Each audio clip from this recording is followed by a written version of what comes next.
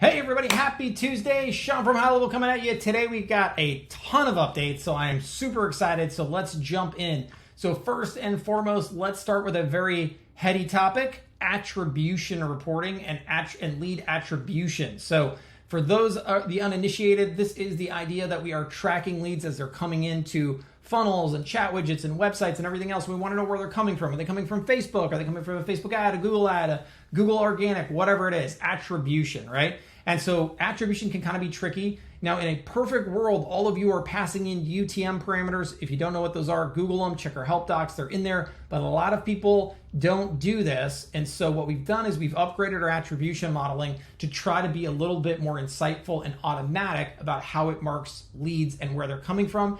Plus, we've added some smart list filters to help with that. So first, let's dig in on the upgrades to the automatic attribution reporting. Okay, so I'm not going to go over every piece of this, but I will post a link to this and we will have a help article on it. But just imagine that a lead comes into a funnel or website, whatever. Today, if you don't have the UTM params, we're like, we don't really know what this person is or who they are necessarily.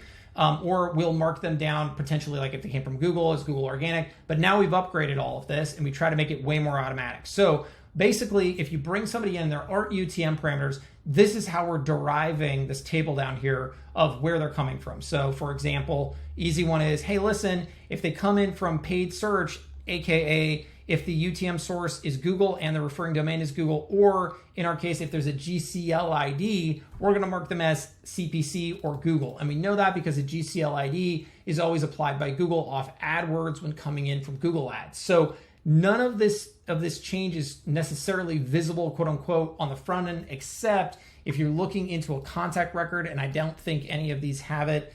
So that's a terrible example. But if you look into any contact record, here we go. Down here in the attribution section, notice this says direct traffic.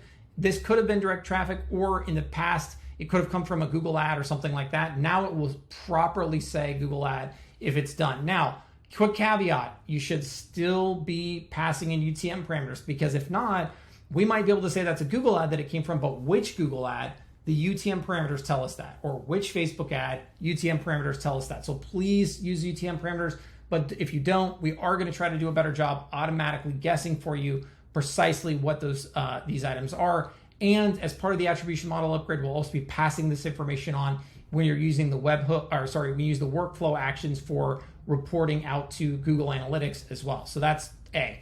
B, this will be a little more visual. If you go back into the smart lists and you go into the filtration list, what you're gonna see here is we now actually have attribution filters. So you can actually come in and actually filter down on the attribution aspects that we've recorded for the contact. So this can be super useful if you say, show me everybody from Google, or show me everybody who's from who has a Facebook click ID, or any of those sorts of things. That's now available to you as well, and so you can put that in there. So anyways, just wanted to throw that out at you. I'll throw the ClickUp document in there. This is kind of a deep topic, so it's a little less visual, but it is an awesome upgrade nonetheless. And if you have any questions, as always, let us know. Thanks.